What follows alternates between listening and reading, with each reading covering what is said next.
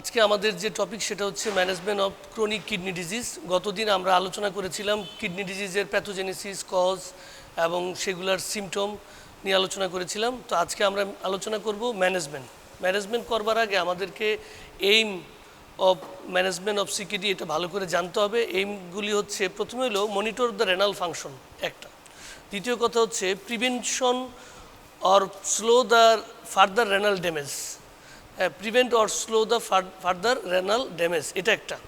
3 নম্বর পয়েন্ট হচ্ছে limit the complication of renal failure, কমপ্লিকেশনটাকে আমরা লিমিট করব। আরেকটা হলো to treat the cardiovascular disease. আমরা জানি যে সিকেডিতে ডেথের মেজরিটি কারণ হচ্ছে কার্ডিওভাস্কুলার ডেথ, বিশেষ করে এমআই, স্ট্রোক, হার্ট অ্যাটাক, এই সমস্ত কারণেই হার্ট ফেলিওর, এগুলো হচ্ছে মেইন কারণ। তাহলে সেটাও কার্ডিওভাস্কুলার ডেথকে আমরা কমায় ফেলবো। আর লাস্টে হচ্ছে prepare for renal replacement therapy, যদি কোনো পেশেন্টের ক্ষেত্রে অ্যাপ্রোপ্রিয়েট হয় সেভাবে আমরা আগায় যাব। ম্যানেজমেন্ট করবার আগে আমাদের কয়েকটা জিনিসকে মাথায় রাখতে হবে, সেটা হচ্ছে পেশেন্টের ইনভেস্টিগেশন। তাহলে আমি সবসময় ইনভেস্টিগেশন পড়ানোর আগে 3টে হেডলাইনে পড়াই। প্রথম হচ্ছে টু রিচ দ্য ডায়াগনোসিস, যে আমাদের ডায়াগনোসিসটা আমরা কীভাবে রিচ করবো। আগেই বলেছিলাম সিকেডি রিচ করবার জন্যে আমাদের একটা হচ্ছে estimated GFR, urine for ACR, albumin creatinine ratio and ultrasonogram kidney size and shape and corticomedullary differentiation, সেগুলো আমরা দেখতে পারি। যদি কিডনি সাইজ অ্যান্ড শেপ ছোটো হয়ে যায় এবং কর্টিকোমেডুলারি ডিফারেন্সিয়েশনটা লস হয়, সেই ক্ষেত্রে আমরা কি এক ধরনের ব্যাপারে আগাইতে পারি আর কি, এরকম আর কি। তো আসলে কীভাবে ডায়াগনোসিস করবো, ডায়াগনোসিস হলো 3টা, এস্টিমেটেড জিএফআর সেটা, 2 নম্বর হচ্ছে আমরা urine for albumin creatine ratio, 3 নম্বর হচ্ছে সোনোগ্রাম করে আমরা ডায়াগনোসিস করতে পারি। দ্বিতীয় কথা হচ্ছে এই সিকেডি জন্যে কিছু ধরনের কজ, কি কজের জন্য সিকেডি হইলো সেটাও কিন্তু ইম্পর্টেন্ট ফ্যাক্টর। কি কজ আমরা বলছিলাম, নাম্বার 1 কজ বাংলাদেশের জন্য সিজিএন, ক্রনিক গ্লোমেরুলোনেফ্রাইটিস। সেই ক্ষেত্রে আমার ইউরিন ফর আরএমই টেস্ট করতে হবে এবং এটা খুব ভালোভাবে কেয়ারফুলি রিচ করতে হবে। এখানে আমরা অ্যালবুমিন পাই, আরবিসি কাস্ট পাই, ডাব্লিউবিসি কাস্ট পাই, এগুলো আমাদের খুব ভালো করে খেয়াল করতে হবে। তাহলে জিএনের ফিচার হলে আরবিসি কাস্ট থাকবে, সেটা খুব ইম্পর্টেন্ট ফ্যাক্টর। আচ্ছা, দ্বিতীয় কথা হচ্ছে যে হাইপারটেনশনের জন্য কিছু ফিচার আছে, সেটাও জিএনের ফিচারই আছে। যদি ডায়াবেটিক্স থাকে পেশেন্টের, তাহলে ডায়াবেটিক নেফ্রোপ্যাথির জন্য ফিচার থাকবে, ইউরিনে অ্যালবুমিন বেশি থাকবে, ইউরিন ফর এসিআরে অ্যালবুমিন সবসময় বেশি থাকবে, নেফ্রোটিক রেঞ্জের মধ্যে থাকতে পারে, কিংবা মাইক্রো অ্যালবুমিনেরিয়াও থাকতে পারে। ইউজুয়ালি ইনিশিয়াল স্টেজে ডায়াবেটিক নেফ্রোপ্যাথিতে মাইক্রো অ্যালবুমিনেরিয়া থাকে আর কি, এটা। তাহলে এটা আমাদের দেখতে হবে। তারপরে যদি কোনো পেশেন্টের কানেকটিভ টিস্যু ডিসঅর্ডার হয়, তাহলে এএনএ, এনটিডিএস, ডিএনএ, যদি ভাস্কুলাইটিস হয়, পিয়ানকা, সিয়ানকা, সেগুলোকে আমাদেরকে দেখতে হয়, বিশেষ করে ফিমেল পেশেন্টদের জন্যে হয় আর কি। কোনো পেশেন্টদের ক্ষেত্রে রেনাল আর্টারি স্টেনোসিস থাকে। এই ধরনের পেশেন্টদের ক্ষেত্রে আমরা ডপলার আল্ট্রাসাউন্ড করে রেনাল ব্লাড ভেসেলগুলিকে ভালোভাবে দেখতে পারি, কনফার্ম করার জন্য রেনোগ্রাম মানে রেনাল ভেসেল অ্যানজিওগ্রাম করে দেখতে পারি আর কি, এগুলা। আরেকটা হচ্ছে পলিসিস্টিক কিডনি ডিজিজ, সিকিডির আরেকটা কারণ, এটা এই ধরনের ক্ষেত্রে আল্ট্রাসোনোগ্রামই যথেষ্ট ডিটেকশন করার জন্য। ক্রোমোজোম অ্যানালাইসিস করা যেতে পারে, যেটা আমাদের দেশে খুব একটা অ্যাভেলেবল না। এরকম মোটামুটি আমাদের ডায়াগনোসিস কজ খুঁজে বের করার জন্য হিস্ট্রি এবং এই ধরনের টেস্টগুলি করলে এনাফ। এবার কমপ্লিকেশন দেখবার জন্যে আমরা যদি এইভাবে হেডলাইনে মনে রাখি তাহলে সুবিধা হয়। কমপ্লিকেশন দেখবার জন্যে আমরা সিকেডিতে কি বলছি, পেশেন্টের সবচেয়ে বেশি যে সমস্যা হয় ইলেকট্রোলাইট ইমব্যালেন্স হয়। তাহলে আমরা সোডিয়াম ক্লোরাইড মানে সিরাম ইলেকট্রোলাইটস দেখব, ক্যালসিয়াম, ম্যাগনেসিয়াম, সেগুলো দেখব। আরেকটা হলো পেশেন্টের সিকেডিতে আমি বলছি যে ক্যালসিয়াম কমে যাবে কিন্তু ফসফেটগুলি বেড়ে যায়, সেই জন্য ইনঅর্গানিক ফসফেটও দেখতে হতে পারে। এইখানে ফসফেট বেড়ে যাওয়ার জন্যে সেকেন্ডারি হাইপার প্যারাথাইরয়েডিজমও হয়। সেই কারণে আমরা কি করব, ইনট্যাক্ট আইপিটিএইচ দেখব, আইপিটিএইচ লেভেলটাও দেখে নিব আর কি। আবার কি করে যেহেতু সিকেডিতে আমাদের vitamin active form of vitamin D কম থাকে, কিন্তু মোরওভার আমাদের দেশে এমনিতেই পেশেন্টের ভিটামিন ডি নর্মাল কম থাকে, তাহলে serum total 25 hydroxy vitamin D লেভেলটাও দেখে নিব আর কি আমরা। তাহলে এই ধরনের ক্যালসিয়াম, ম্যাগনেসিয়াম, ইনঅর্গানিক ফসফেট, তারপরে serum total 25 hydroxy vitamin D, আর একটা হচ্ছে আইপিটিএইচ, এইগুলো আমরা দেখব আর কি, এটা। এছাড়াও আমরা যে দেখবো যে সেটা হচ্ছে ব্লাড ইউরিয়া এবং ক্রিয়েটিনিন লেভেল, কারণ ইউরিমিক ইফেক্ট এবং ক্রিয়েটিনিন পরিমাণ বাড়তে থাকে, সেটা আমরা ইভ্যালুয়েশন করার জন্য এটা তো অবশ্যই দেখব। সিকেডির পেশেন্টের অ্যানিমিয়া থাকে, আমরা জানি অ্যানিমিয়া যদি ইভ্যালুয়েশন করি আমরা জানি যে 5-6টা কারণ আছে। কারণের ভিতরে র ম্যাটেরিয়ালস কমে যায়, কারণ তার ইনটেক কমে যায় পেশেন্টের, আমি বলছি গতদিন প্যাথোজেনেসিস বোঝানোর জন্য। তো সেখানে আমরা সিরাম আয়রন প্রোফাইল অবশ্যই করাবো। আয়রন প্রোফাইল না করালে কি অসুবিধা হবে? এই অসুবিধা হবে যদি আমরা ইরাইথ্রোপয়েটিন দিয়ে কারেকশন করি, তাহলে এটা কারেকশন হবে না। কারণ হচ্ছে র ম্যাটেরিয়ালস না থাকলে ফাইনাল স্টেজে আরবিসি ম্যাচুরেশন না হয়ে হিমোগ্লোবিনও তৈরি হবে না। তাহলে এটা সিরাম আয়রন প্রোফাইল খুবই ইম্পর্টেন্ট দেখে নিতে হবে আর কি। এটা সিকেডির পেশেন্ট অনেক সময় হাইপোথাইরয়েডিজম থাকে, থাইরয়েড লেভেল তো FT40 SS লেভেল দেখতে হয় আর কি। ডায়াবেটিক পেশেন্ট থাকলে HbA1c, fasting towards after breakfast, এটা খুব ভালোভাবে আমাদের দেখতে হবে। কারণ ডায়াবেটিস যদি ইম্পর্টেন্ট কজ অফ সিকেডির জন্য হয় তাহলে ডায়াবেটিস কন্ট্রোল করতে হবে, ডায়াবেটিসের স্ট্যাটাসও ভালো করে জানতে হবে, সেটাও আমাদের দেখতে হবে আর কি। আমরা জানি সিকেডি পেশেন্টের কার্ডিওভাস্কুলার রিস্ক খুব বেশি থাকে, কারণ অ্যাথেরোস্ক্লেরোসিস হয়, সেই কারণে লিপিড প্রোফাইলটা অবশ্যই দেখে নিতে হবে, লিপিড প্রোফাইল। আরও অনেক পরীক্ষা আছে, কিন্তু সবগুলি আমি বেস লেভেলে আসলে দরকার নেই, এতটুকু পর্যন্ত জানলেই এনাফ। এবার আমরা ম্যানেজমেন্টে চলে যাই। সিকেডি ম্যানেজমেন্ট করবার আগে মোটামুটি আমরা প্রথমেই দেখে নিব সিকেডি যদি ম্যানেজ করতে হয়, পেশেন্টের নেফ্রনের সংখ্যা কমে যায়, তাহলে এক্সটেন্সিভ ওয়াটার ফিল্ট্রেশন করতে পারে না, সেই জন্য সে সব পানি সে খেতে পারবে না, যত খুশি পানি। আমরা যদি বেশি পানি খেলে বেশি পেশাব হয়, মানে পলিডেপসিয়া, পলিউরিয়া। কিন্তু এই ক্ষেত্রে কী হয়, পেশাব হবে না, উপরন্ত এই পানিটা শরীরে জমে যাবে, জমে যে রিটেইন করে সোয়েলিং হবে ফেস, লেগ এটসেট্রা। তো আমাদের ওয়াটার রেস্ট্রিকশন করতে হবে, ওয়াটার রেস্ট্রিকশন করতে হবে, এটা একটা। এতে আবার পেশেন্টের কি সোডিয়াম রেস্ট্রিকশন করতে হয়, কারণ হচ্ছে সোডিয়াম ওয়াটারকে ধরে রাখে, এক্সট্রা সল্ট খেতে পারবে না সে, এটা একটা ব্যাপার। আরেকটা হলো পেশেন্টকে সিকেডিতে সাধারণত পটাশিয়ামটা ধরে রাখে, তাহলে হাইপার ক্যালিমিয়া হওয়ার একটা চান্স থাকে, সেই জন্য পটাশিয়াম কন্টেনিং যত ধরনের ফ্রুটস আছে, হ্যাঁ, এবং এগুলোকে অ্যাভয়েড করতে হয়। তাহলে জুসি যত ফ্রুটস আছে, ভেজিটেবলস আছে, এগুলো সবকে আমাদেরকে অ্যাভয়েড করতে হবে আর কি। অ্যাকসেপ্ট সল্ট লুজিং নেফ্রোপ্যাথি নামে একটা টার্মিনোলজি আছে, বিশেষ করে CIN, CIN chronic interstitial nephritis পেশেন্টদের কীতে হয় সল্ট লুজিং নেফ্রোপ্যাথি। এই ক্ষেত্রে patient may present with recurrent electrolyte imbalance. উপরন্ত সিকেডি পেশেন্টের হাইপার ক্যালিমিয়া নিয়ে প্রেজেন্ট করবার কথা, কিন্তু এখানে দেখা যায় পেশেন্ট হাইপোক্যালিমিয়া নিয়ে বা হাইপোনেট্রিমিয়া রিকারেন্টলি প্রেজেন্ট করে, তাহলে এটা আমরা ধরে নিতে পারি পেশেন্টের হয়তো সল্ট লুজিং নেফ্রোপ্যাথি আছে। এই ক্ষেত্রে সাধারণত পেশেন্টের পটাশিয়ামটা কী থাকে, কমে যেতে পারে, এটা ভেরি ফিউ পার্সেন্টেজ, কিন্তু ওভারঅল মনে রাখতে হবে যে সিকেডির পটাশিয়ামটা বেশি থাকে আর কি, এটা ভুলে গেলে চলবে না। তাহলে অ্যাসিডোসিস থাকবে, অ্যাসিডোসিস থাকলে কার্বন ডাইঅক্সাইড লেভেলটা কী হয়ে যাবে, কার্বন ডাইঅক্সাইড পেশেন্টের কি বাইকার্বনেট লেভেল পেশেন্টের কী হয়ে যাবে, বাইকার্বন লেভেল কমে যাবে, কার্বন ডাইঅক্সাইড বেড়ে যাবে এই ক্ষেত্রে। তো সেই ক্ষেত্রে অ্যাসিডোসিস যদি থাকে, যদি কারেক্টেবল কোনো কজ হয়, তাহলে সোডিয়াম বাইকার্বনেট ইনজেক্টেবল আর অরাল কিছুই দেওয়া লাগবে না। যদি দেখা যায় কারেক্টেবল কোনো কজ নাই, অ্যাসিডোসিসের ফিচার আছে, সেই ক্ষেত্রে আমরা সোডা বাইকার্ব ইনজেকশন আকারে বিভিন্ন পার্সেন্টেজে পাওয়া যায়, আমরা ইনজেকশন আকারে 1.26 এটসেট্রা থেকে বিভিন্ন পার্সেন্টেজ পাওয়া যায়, আমরা দিতে পারি। হ্যাঁ, এইগুলো আর কি, এইগুলো আমরা সাধারণত দিয়ে থাকি আর কি। এটা আরেকটা হচ্ছে সিকেডি পেশেন্টের এই ডিজিজ প্রগ্রেশনটাকে অ্যারেস্ট করবার জন্য প্রথম যে দুইটা জিনিস করতে হয়, ইলেকট্রোলাইট ব্যালেন্স ছাড়াও সেটা করতে, সেটা হচ্ছে আমাদের প্রেশার কন্ট্রোল করতে হবে, তাহলে অ্যান্টিহাইপারটেনসিভ মেডিকেশন দিতে হবে, অ্যান্টিহাইপারটেনসিভ মেডিকেশন। এখন টার্গেট ব্লাড প্রেশার কত হওয়া উচিত, এটা নির্ভর করে ACR এর উপর, ইউরিন ফর অ্যালবুমিন ক্রিয়েটিন রেশিওর উপর। যদি কোনো পেশেন্টে ACR লেভেল less than 3, তাহলে ওর target blood pressure less than 140/90।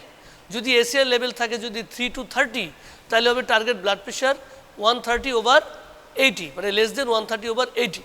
আর যদি টার্গেট ব্লাড প্রেশার থাকে less than 30, মানে মোর দেন 30, তাহলে মানে ACR লেভেল যদি মোর দেন 30 থাকে, সেই ক্ষেত্রে টার্গেট ব্লাড প্রেশার হবে less than 125/75। তাহলে আবারও বলি যে কোনো সিকেডি পেশেন্টের ব্লাড প্রেশার টার্গেট কীরকম হওয়া উচিত, এটা নির্ভর করবে ইউরিন ফর ACR এর লেভেলের উপর নির্ভর করবে, less than 3 to 30 আর মোর দেন 30। এত যদি মোর দেন 30 ACR হয়, তাহলে মিলিগ্রাম পার মিলিমোল, সেই ক্ষেত্রে আমাদের টার্গেট ব্লাড প্রেশার হবে less than 125/75। তাহলে এটা আমাদের কী ধরনের ব্লাড প্রেশারের ড্রাগস লোয়ারিং এজেন্ট আমরা ব্যবহার করি, সেটা একটু পরেই বলছি। আরেকটা হচ্ছে প্রোটিনিউরিয়াকে রিডাকশন করা, খুবই ইম্পর্ট্যান্ট একটা চ্যালেঞ্জ। যদি কোনো সিকেডির পেশেন্টের প্রোটিনিউরিয়া থাকে, তাহলে সেই ক্ষেত্রে প্রোটিনিউরিয়া যত বাড়তে থাকবে, তার অ্যাথেরোস্ক্লেরোসিসের পরিমাণ তত বাড়তে থাকবে, অ্যাথেরোস্ক্লেরোসিসের পরিমাণ তত বাড়তে থাকবে। তাহলে সেই ক্ষেত্রে আমরা কী করতে পারি, আমরা যেটা করতে পারি সেই ক্ষেত্রে আমরা এমন একটা ড্রাগ চয়েস করবো, অ্যান্টি হাইপারটেনসিভ ড্রাগ, যেটা একদিকে প্লুটিনিউরিয়া রিডাকশন করবে, একদিকে ব্লাড প্রেশারও নিয়ন্ত্রণ করবে। কি ARB is the drug of choice, ARB is the drug of choice. ARB সাধারণত এআরবি ড্রাগ যদি আমরা দেওয়ার আগে তাকে ইলেকট্রোলাইস এবং ক্রিয়েটিনিন, বিশেষ করে পটাশিয়াম এবং তার মানে ক্রিয়েটিনিনটা চেক করে নিব আমরা। দেওয়ার শুরু করার 7 থেকে 10 দিন পরে আমরা আবার রিচেক করব। কি চেক করব? পটাশিয়াম এবং কি করব? ক্রিয়েটিনিন চেক করব। যদি কোনো কারণে কোনো পেশেন্টের পটাশিয়াম মোর দেন 5.5 হয়, তাহলে আমরা কখনোই এআরবি শুরু করব না। এটা একটা ব্যাপার, কারণ হাইপারক্যালেমিয়া হয় এআরবিতে, আমরা নিশ্চয়ই জানি। যদি কোনো কারণে কোনো পেশেন্টের এই এআরবি শুরু করার 7 থেকে 10 দিন পরে তার ক্রিয়েটিন বেজলাইন থেকে 25% বেড়ে যায়, মানে যত ক্রিয়েটিনিন ছিল বেজলাইনে শুরু করবার আগ মুহূর্ত পর্যন্ত, 7 থেকে 10 দিন পরে আমরা যদি দেখি যে না, শুরু করার পরে তার ক্রিয়েটিনিন বেড়ে গেছে অ্যাটলিস্ট 25%, সেই ক্ষেত্রে আমরা এআরবিকে বন্ধ করে দেব। কী করব? বন্ধ করে দেব। তাহলে আমরা অন্য কি ড্রাগ ব্যবহার করতে পারি? অন্য ড্রাগ ব্যবহার করতে পারি, সেটা হলো কি? সেটা হচ্ছে আমরা ব্যবহার করতে হচ্ছে alpha blocker, calcium channel blocker, beta blocker, এগুলো আমরা ব্যবহার করতে পারি। অবশ্যই আলফা ব্লকার দিতে হলে অল্প ডোজে শুরু করতে হবে, রাত দিয়ে শুরু করতে হবে। এআরবির মতো এটাও পোস্টারাল ড্রপ হয় আর কি, এটা একটা ব্যাপার। তাহলে আমাদের কাজ হচ্ছে ব্লাড প্রেশার কন্ট্রোল এবং প্রোটিনিউরিয়া কমানো। এগুলি কমালে পরে আমাদের কি হবে? এই সিকেডি এক্সাজারবেশনটা হল্ড করা যাবে আর কি। এবার আমি আগেই বলছি কমপ্লিকেশনের ম্যানেজমেন্ট হিসাবে আমরা বলে ফেলছি যে ডায়েটারি ম্যানেজমেন্টের একটা জিনিস বলা হয়নি, সেটা হচ্ছে ফসফেট। কোন খাবারগুলিতে ফসফেট আছে? একটা হচ্ছে এগস, তারপর হচ্ছে আমাদের কি বলে cheese, milk and milk product, তারপর হচ্ছে এইগুলি মানে বেভারেজ, ক্যান ফুড, এগুলিতে সবচেয়ে বেশি ফসফেট আছে। তাহলে আমরা যেরকম ফসফেটের যে খাবারগুলো আছে সেই খাবারগুলোকে যেমন বাদ দিব, সে বাদ দিতে হবে। কারণ না হলে একদিকে তো বডিতে ফসফেট তৈরি হচ্ছে, আর ডায়েটারি ইনটেকে যদি ফসফেট বেড়ে যায়, তাহলে ক্যালসিয়াম ফসফেট কমপ্লেক্স ভাস্কুলার এরিয়াতে জমা হতে থাকবে এবং ক্যালসিফিকেশন বাড়বে এবং প্রেশারকেও অ্যাগ্রাভেট করবে আর কি।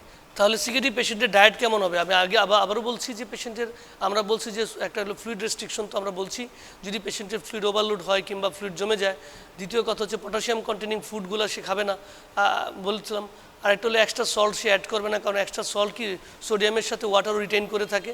আর একটা হলো গিয়া ফসফেট কন্টেনিং খাবার যেগুলো আছে, বিশেষ করে cheese, egg, butter, milk and milk products, can food, মানে বেভারেজ এটসেট্রা, এই ধরনের খাবারগুলো সে খাবে না, অ্যাভয়েড করে থাকবে। কারণ হচ্ছে আমরা যদি ডায়েটারি রেস্ট্রিকশন ফসফেটের এগুলো না করি, তাহলে কী হবে? অতিরিক্ত ফসফেট ক্যালসিয়ামের সাথে বাইন্ড করে বিভিন্ন জায়গায় জমা হবে, এতে করে ভাস্কুলার ক্যালসিফিকেশন বাড়বে এবং পেশেন্টের হাইপার টেনশনকে অ্যাগ্রাভেট করবে, আলটিমেটলি সিকেডিকে প্রগ্রেশন করতে হেল্প করবে। এটা আমাদের খুবই জানার দরকার আর কি এটা। তাহলে আমরা বললাম যে একটু আগে বলেছি যে কীভাবে তার সোডিয়াম পটাশিয়াম এগুলোকে মেনটেন করবে এবং সেই সাথে অ্যাসিডোসিস কীভাবে কারেকশন করবে। তারপরে স্টেজ হচ্ছে যেমন মানে পেশেন্টের কীভাবে আমরা ক্যালসিয়াম ফসফেটটাকে মেনটেন করবো আর কি। মানে এটা হলো সিকেডি পেশেন্টের বোন ডিসঅর্ডার কীভাবে, অ্যাডাইনামিক বোন ডিজিজ নামে একটা শব্দ আছে। অ্যাডাইনামিক বোন ডিজিজ সেটা হচ্ছে যদি কোনো পেশেন্টের সিকেডি পেশেন্টের ওভার ট্রিটেড হয়। ওভার ট্রিটেড মানে কি? লো বোন টার্ন ওভার হয়। আমাদের তো বোন টার্ন ওভার হওয়াই লাগে কারণ বোন মিনারালাইজেশনের জন্য। কিন্তু যদি কোনো সিকেডি পেশেন্ট ওভার ট্রিটেড হয়, কারণ সিকেডি দেখলে এই যে ইদানিংকার একটা ট্রেডিশন হচ্ছে তার সিরাম ক্যালসিয়াম লেভেলও দেখে না, ফসফেট লেভেলও না বুঝে সবাই পেশেন্টের অ্যাক্টিভ ফর্মে ভিটামিন ডি উইথ ক্যালসিয়াম দিয়ে দেয়। তাহলে এখানে কি অসুবিধা হয়? ইভেন ফসফেট বাইন্ডার পর্যন্ত দিয়ে দেয়। তাহলে এখানে কি এডাইনামিক বোন ডিসঅর্ডার তৈরি হয়। এডাইনামিক বোন ডিসঅর্ডার মানে কি? Low bone turnover due to over treated of vitamin D, calcium, even phosphate lowering agent for osteoporosis and osteomalacia, এই ধরনের প্রবলেম তৈরি হয়। তাহলে আমরা কখন পেশেন্টকে কি করব? আমরা যদি দেখি কোনো পেশেন্টের ভিটামিন ডি লেস দেন 20, তাহলে আমরা ভিটামিন ডি সাপ্লিমেন্টেশন দেবো। আমরা যদি দেখি কোনো পেশেন্টের serum calcium less than 9 or 9.5, তাহলে আমরা সিরাম ক্যালসিয়ামকে মানে ভিটামিন ডি এর সাথে আমরা সিরাম কী দেবো? সিরাম ক্যালসিয়ামকে মেনটেন করার জন্য কী দিব? ক্যালসিয়াম সাপ্লিমেন্টেশন দিব। আমরা যদি দেখি কোনো পেশেন্টের ডায়েটারি মেজার্স স্ট্রিক্টলি মেনটেন করা সত্ত্বেও phosphate level more than 5 or 5.5, সেই ক্ষেত্রে আমরা তাকে ফসফেট বাইন্ডার দিব আর কি। ফসফেট বাইন্ডার আগে ক্যালসিয়াম কার্বনেট ব্যবহার করা হতো, কিন্তু এখন আর ক্যালসিয়াম কার্বনেট ব্যবহার করা হয় না। এখন সেবেলমান নামে এক ট্যাবলেট ব্যবহার করা হয়, এটা সবচেয়ে ভালো। এবং কিন্তু ভেরি এক্সপেন্সিভ। সাধারণত তিনটা যদি 6টা করে ট্যাবলেট প্রতিদিন দেওয়া লাগে, প্রতিটা ট্যাবলেটের দাম যদি 50 থেকে 60 টাকা হয়, তাহলে অনেকগুলি ট্যাবলেট আসলে দেওয়া লাগে। হ্যাঁ, তাহলে ফসফেট বাইন্ডার হিসেবে এটা, তাহলে আমাদের কি করতে হবে, ফসফেট বাইন্ডার হিসাবে এই ট্যাবলেট দেওয়ার আগে আমাদের অবশ্যই ডায়েটারি রেস্ট্রিকশন, ডায়েটারি মেজার্সটা নিতেই হবে, এটা একটা। আরেকটা হলো, যদি কোনো পেশেন্টের এই সিকিডি পেশেন্টে হাইপোক্যালসিমিয়া থাকে, আমরা জানি সেকেন্ডারি হাইপার প্যারাথাইরয়েডিজম তৈরি হয়। এই সেকেন্ডারি হাইপার প্যারাথাইরয়েডিজম যদি স্পন্টিনিয়াস থাকে, আমরা যদি ট্রিট না করি সেই লেভেলে, তখন টারশারি হয়। টারশারি হাইপার প্যারাথাইরয়েডিজমের জন্য আমাদের ট্রিটমেন্ট হচ্ছে গিয়ে কি, প্যারাথাইরয়েডেক্টমি। কিন্তু এটা দূর করবার জন্যে আরেকটা ড্রাগ আছে বাজারে, সেটা হচ্ছে ক্যালসিয়াম সেন্সিং যে রিসেপ্টর আছে প্যারাথাইরয়েড গ্ল্যান্ডে, এটাকে ব্লক করে দেয়, সেটার নাম হচ্ছে সিনাক্যালসেট। কী করে নাম, সিনাক্যালসেট। এটা আমরা দিতে পারি আর কি। হ্যাঁ, এটা একটা ব্যাপার। আরেকটা হলো সিকিডি পেশেন্টের এনিমিয়া কারেকশন। এনিমিয়া কারেকশন করার জন্য আমরা অবশ্যই প্রথমে যেহেতু ইরাইথোপয়েটিন রিপ্লেসমেন্ট দিব, কারণ এখানে হরমোন ইরাইথোপয়েটিন কমে যায়, কিন্তু দেওয়ার আগে অবশ্যই পেশেন্টকে আয়রন এবং হেমাটেনিক্সগুলোকে কারেকশন করে নিতে হবে। অরাল দেওয়া যায়, ইনজেক্টেবল ফর্মে দেওয়া যায়, but I prefer injectable form rather than oral, as because সিকেজি পেশেন্টের এমনি সেই পেশেন্ট অ্যানোরেক্সিয়া থাকে, নশিয়া থাকে, এর আয়রন ট্যাবলেটগুলো তীব্র ডিসপেপসিয়া করে এবং সেগুলো কনস্টিপেশন করে। তো সেগুলো যদি আমরা অরালি সাপ্লিমেন্টেশন দিতে থাকি সবসময়, তাহলে পেশেন্টের নশিয়া, ভমিটিং থাকবে, ডিসপেপসিয়া থাকবে, তাদের অ্যাবজর্পশনও খানিকটা কম হয়। সে কারণে ইনজেক্টেবল ফর্মে আমরা কারেকশন করে নেই। আয়রন সুক্রুজ, ম্যালটোজ এই নামে পাওয়া যায়, এগুলি অনেকগুলি প্রিপারেশন আছে এবং এখনকার এই iron injectable preparation is safe, খুবই সেফ, সাধারণত তেমন কোনো সমস্যাই হয় না। আমাদের এগুলো কতখানি কারেকশন করব, পেশেন্টের ওয়েট, আয়রনের লেভেল, সেগুলোর উপর একটা ক্যালকুলেশন আছে এবং মেল না ফিমেল সেক্স সেটার উপরও ক্যালকুলেশন আছে, সেটা দিয়ে আমরা কারেকশন করে তারপরে পেশেন্টকে টোটাল ডোজ কত লাগে সেই অনুযায়ী আমরা আস্তে আস্তে কারেকশন করে নিব। তারপরে আমরা পেশেন্টকে ইরাইথোপয়েটিন কী দিব, সাবকিউটেনিয়াসলি দিব। ইরাইথোপয়েটিন সাধারণত ওয়েট হিসাব করে আমরা দিই 3000, 5000, 10,000 এরকম ফর্মে বাজারে ইন্টারন্যাশনাল ইউনিট নামে পাওয়া যায়। এটা ইনসুলিন সিরিঞ্জের মতো থাকে, এটা সাবকিউটেনিয়াসলি দিতে হয় আর কি। হ্যাঁ, ইউজুয়ালি আমরা ওয়ান্স উইকলি শুরু করি কিংবা টুয়াইস উইকলি শুরু করি এবং পেশেন্টের হিমোগ্লোবিন সবসময় মোর দেন 10 গ্রাম পার ডিএল আমরা মেনটেন করি। হ্যাঁ, ইরাইথোপয়েটিন দিলে কি একটা অসুবিধা হয়, সেটা হচ্ছে পেশেন্টের ব্লাড প্রেশার বেড়ে যায়। ব্লাড প্রেশার বেড়ে যায়, ইনফেকশন হওয়ার চান্স একটা বেড়ে যাইতে পারে, সেগুলো আমাদের খেয়াল রাখতে হবে। তাহলে অবশ্যই ইরাইথোপয়েটিন দেওয়ার আগে আমরা কি করব, দেওয়ার আগে পেশেন্টকে আয়রন হেমাটেনিক্স কারেকশন করব, দেন ইরাইথোপয়েটিন দিব। অবশ্যই ইরাইথোপয়েটিন দেওয়ার পরে আমরা তার হিমোগ্লোবিন লেভেলকে মেনটেন করব, এর মোর দেন 10 গ্রাম পার ডিএল মেনটেন করবো আর কি, এটা। আর ইরাইথোপয়েটিন আমরা নাভির পাশে চামড়ার নিচে 45 ডিগ্রি অ্যাঙ্গেল করে অবশ্যই দিব। 45 ডিগ্রি অ্যাঙ্গেল করে দিব। স্যাররা মাঝে মাঝে পরীক্ষায় জিজ্ঞেস করেন, এটা আর কি।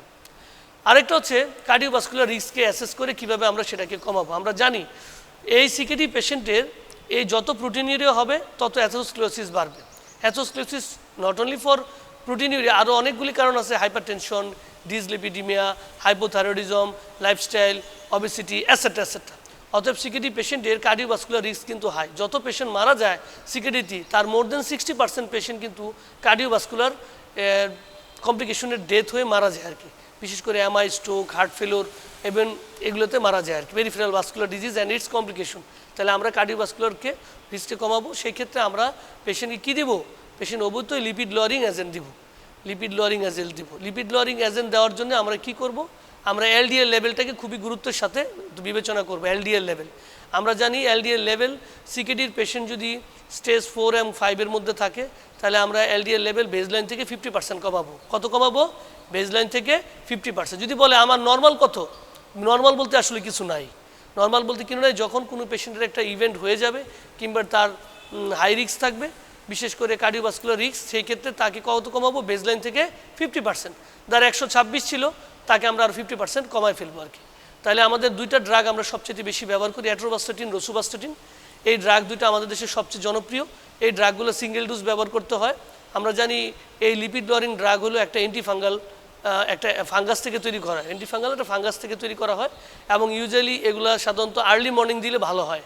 কারণ আগে বলা হয়তো যে এইগুলা রাতে দিলে, কারণ এটা একটা স্টাডি করে দেখা গেছে যদি এগুলো লং অ্যাক্টিং, কিন্তু ওই শর্ট অ্যাক্টিং এই ধরনের লিপিড লোয়ারিং এজেন্টগুলা ইনসোমনিয়া করে আর কি, সেই কারণে আমরা সকালবেলা দিব আর কি পেশেন্টকে এটা। তাহলে আমরা এগুলো কি ভাস্কুলার ক্যালসিফিকেশন কমাবো, অ্যাথেরোস্ক্লেরোসিস কমায়, একদিকে প্রেশারকে কমায় ফেলবো, প্রেশার কমানোর ফলে সিকিডি অ্যাক্সিলারেশনটাকে আমরা কমায় ফেলব। এবার হচ্ছে রেনাল রিপ্লেসমেন্ট থেরাপি। পেশেন্টকে কখন রেনাল রিপ্লেসমেন্ট থেরাপি দিব, যদি কখন দিব সেটা আসলে ক্লিয়ার কাট কিছু বলা নাই, কিন্তু অ্যাবসলিউট কয়েকটা ইন্ডিকেশন আছে। ইন্ডিকেশন করে মানে অনেকে মনে করে যে আমার যেমন ক্রিয়েটিনিন পরিমাণের উপর নির্ভর করে তাকে রেনাল রিপ্লেসমেন্ট দিব, ব্যাপারটা আসলে তা না। অ্যাবসলিউট ইন্ডিকেশন হলো ফ্লুইড রিটেনশন, মানে যদি পালমোনারি ইডিমা হয় কোনো পেশেন্টের, তো আমরা যা খাই যদি পালমোনারি ইডিমা হয় রিকারেন্ট, তাহলে আমরা দিয়ে দিব। ইউরিমিক পেরিকার্ডাইটিস, সেখানে আমরা তাকে রেনাল রিপ্লেসমেন্ট থেরাপি দিব। আরেকটা পেশেন্ট যদি ইউরিমিক ফিচার থাকে, ইউরিমিক ফিচার্স মিনস হলো নশিয়া, বমিটিং এবং এনক্যাফালোপ্যাথি যদি থাকে, তাহলে আমরা দিয়ে দিব রেনাল রিপ্লেসমেন্ট থেরাপি, তো লেভেল যাই হোক না কেন। হ্যাঁ, এটা তাহলে তিনটা অ্যাবসলিউট ইন্ডিকেশন কি? এক নাম্বার হচ্ছে পালমোনারি ইডিমা, দ্বিতীয় কথা হচ্ছে আমাদের হচ্ছে দ্বিতীয় কথা কনস্ট্রিকটিভ পেরিকার্ডাইটিস, যেটা একটা আছে। আরেকটা হচ্ছে আমরা বলছি মানে ইউরিমিয়ার ইফেক্টের জন্য নশিয়া, বমিটিং, একটা হচ্ছে ইউরিমিক এনসেফালোপ্যাথি। এই সমস্ত ক্ষেত্রে আমরা সাধারণত রেনাল রিপ্লেসমেন্ট দিব। রেনাল রিপ্লেসমেন্ট থেরাপি দেওয়ার জন্য আমরা কি করতে পারি? একটা হচ্ছে আমরা পেরিটোনিয়াল ডায়ালাইসিস করতে পারি, অথবা হচ্ছে হ্যামোডায়ালাইসিস করতে পারি। হ্যামোডায়ালাইসিস যদি আমরা মানে ক্রনিক কেস যদি থাকে, আগের থেকে প্রিপারেশন নিব ফর কি আর্টেরিওভেনাস ফিস্টুলা। এবি ফিস্টুলা করবার জন্যে সাধারণত আমরা হাতে এগুলোতে জায়গায় করা হয়ে থাকে। ম্যাচিউর হইতে মিনিমাম 2 থেকে 3 মাস সময় লাগে। এটা একটা সপ্তাহে 2-3 দিন হ্যামোডাইনামিক মানে হ্যামোডায়ালাইসিস করা হয়। 2 থেকে 3 দিন, অ্যাটলিস্ট 2 দিন গ্যাপ দিয়ে করতে পারা যাইতে পারে। কিন্তু পেরিটোনিয়াল ডায়ালাইসিস করতে হলে প্রতিদিন করতে হবে, ইনটেক একটা সুন্দর পেরিটোনিয়াম থাকতে হবে, এবং এটা সেলফ নিজে করতে পারে। আমরা যখন সিলেট মেডিকেলে ট্রেনিং করি ওই সময়টাতে আমাদের ওয়ার্ডে পেরিটোনিয়াল ডায়ালাইসিস হইতো। আমরা নিজেরা অনেক পেরিটোনিয়াল ডায়ালাইসিস করেছি। আর এতে একটা অসুবিধা হয় যে দীর্ঘদিন পেরিটোনিয়াল ডায়ালিসিস করার কারণে ইনটেক পেরিটোনিয়ামটা আর থাকে না, তখন ইনফেকশন হয় আর কি, পেরিটোনাইটিস ডেভেলপ করে যায়। আমাদের একজন ম্যাডাম ছিলেন, উনি ইনটেক মানে পেরিটোনিয়াল ডায়ালাইসিস নিতেন, উনি ওভারনাইট নিতেন। 8 থেকে 10 ঘন্টা আমরা এই পেরিটোনিয়াল ফ্লুইড আছে একটা, সেটা দিয়ে রাখা হইতো পেরিটোনিয়াল কেভিটিতে, এবং সেটা আবার সকালবেলা বের করে ফেলা হইতো আর কি। সেটা তো প্রতিদিন করা লাগতো আর কি ভয়াবহ ব্যাপার, এক নম্বর। আর সর্বশেষ হচ্ছে গিয়া মানে কি কিডনি ট্রান্সপ্ল্যান্ট, সেটা হলো সর্বশেষ অপশন, যদি পসিবল হয় কিডনি ট্রান্সপ্ল্যান্ট করা আর কি। এটা আমাদের পৃথিবীতে যত ট্রান্সপ্ল্যান্ট হয় সবচেয়ে জনপ্রিয় হচ্ছে কিডনি ট্রান্সপ্ল্যান্টেশন করা আর কি। এগুলা তো মোটামুটি বড় বড় হেডলাইনে আমরা এগুলো পড়লাম। কিছু জিনিস আমাদের আরেকটু মনে রাখতে হবে, যেমন যদি পেশেন্টের ডায়াবেটিস থাকে এবং তার সাথে সিকেডি থাকে, তখন তাকে এই ডায়াবেটিসের কারণে যদি সিকেডি হয়, তার নাম কি আমরা বলছি কতদিন, ডিকেডি, ডায়াবেটিক কিডনি ডিজিজ। এটা একটা ব্যাপার। ডায়াবেটিক কিডনি ডিজিজ যদি হয়, এই পেশেন্টের সব ধরনের ম্যাটফর্মিন জাতীয় ড্রাগ আমরা অ্যাভয়েড করে চলব। ম্যাটফর্মিন তাহলে আমরা কী ধরনের অরাল ড্রাগ দিতে পারি? একটা সালফোনারিয়া, লিনাগ্লিপটিন মানে DPP-4 ইনহিবিটর, আর একটা হচ্ছে গিয়ে আমরা দিতে পারি অ্যাম্ফোগ্লিটাজোন জাতীয় ওষুধ আমরা দিতে পারি, এগুলো দিতে পারবো। যেমন DPP-4 এর মধ্যে লিনাগ্লিপটিন, সিটাগ্লিপটিন, ভিলডাগ্লিপটিন, এগুলো আমরা কমনলি ব্যবহার করে থাকি। কিন্তু এখানে সালফোনারিয়ার একটা অসুবিধা কি জানো? অসুবিধা হলো এটা হলো লং হাফ লাইফ থাকে প্লাজমা, অতএব হাইপোগ্লাইসেমিয়ার একটা চান্স থাকে আর কি। তাহলে আমাদের ডোজটা কিন্তু কম লাগবে, এটা একটু মাথার মধ্যে রাখতে হবে। ডোজ ইউজুয়াল ডোজ থেকে কম লাগবে আর কি। ইনসুলিনের ক্ষেত্রে তাই। 2 নম্বর, এখানে ইনসুলিন দুইটাই হইতে পারে। একটা হলো ইনসুলিনও আমাদের কিডনিতে মেটাবলিজম হয়, অতএব ডিজিজ কিডনি ইনসুলিনের হাফ লাইফকে বাড়ায় দিতে পারে। অতএব আমরা যদি ইউজুয়াল ডোজ থেকে এখানে কম লাগতে পারে, কম না লাগলে আমরা যদি এটাতে সচেতন না হয়, তাহলে হাইপোগ্লাইসেমিয়া হওয়ার একটা চান্স থাকে আর কি। তাহলে আমাদের কমায় দিতে হবে। আবার কোনো ক্ষেত্রে দেখা যায় উল্টাটা হইতে পারে, কারণ ওই যে ইনসুলিন রেজিস্ট্যান্স তখন আবার বেড়ে যায়, সেই ক্ষেত্রে আবার ইনসুলিন ডোজটা আবার বেশি লাগতে পারে। তাহলে দুটাই এখানে কিন্তু হইতে পারে। একটা হলো ইউজুয়াল ডোজটা প্রথমে আমরা কম দিয়ে শুরু করব, হ্যাঁ, বিশেষ করে শর্ট অ্যাক্টিং কিংবা ইন্টারমিডিয়েট অ্যাক্টিং কম দিয়ে শুরু করব। কম দিয়ে শুরু করার পরে আমরা দেখব যে পেশেন্টের হাইপোগ্লাইসেমিয়া হয় কিনা, ফ্রিকোয়েন্টলি মনিটর করব, সেলফ মনিটরিং ব্লাড সুগার করব। যদি দেখা যায় না ব্লাড সুগারটা মানে কমছে না, বরং বেড়েই যায়, তাহলে আমরা মনে করতে হবে এটা পেশেন্টের ইনসুলিন রেজিস্ট্যান্স আছে। সেই ক্ষেত্রে ইনসুলিনের সাথে আমরা পেশেন্টের DPP-4, হ্যাঁ, ইনফাগ্লিফাজোন, এগুলো আমরা অ্যাড করে ফেলব তার রেজিস্ট্যান্সকে ওভারকাম করবার জন্য আর কি। দিস ইজ অল অ্যাবাউট সব সিকেডি ম্যানেজমেন্ট ইন ব্রিফ। কারণ MBBS লেভেলে এর বেশি কিছু আর জানার একটুও দরকার নেই, কারণ এর বেশি জানতে গেলে আমরা পরীক্ষা আর নিতে পারবো না আর কি। আমি চেষ্টা করেছি সিকেজির প্যাথোজেনেসিস, কজ এবং সেগুলোর ম্যানেজমেন্ট, ইনভেস্টিগেশন সহ গত 2টা ক্লাসে পড়ানোর জন্য। আমরা আশা করব যে আমার এই লেকচার শোনার পাশাপাশি ডেভিডসনটা ভালো করে পড়ে আমরা আশা করি সুন্দর করে বুঝতে পারবো এবং পরীক্ষায় রিটেন, অসপি এবং লং কেস, শর্ট কেসে অ্যান্সার করতে পারবো। সবাইকে ধন্যবাদ।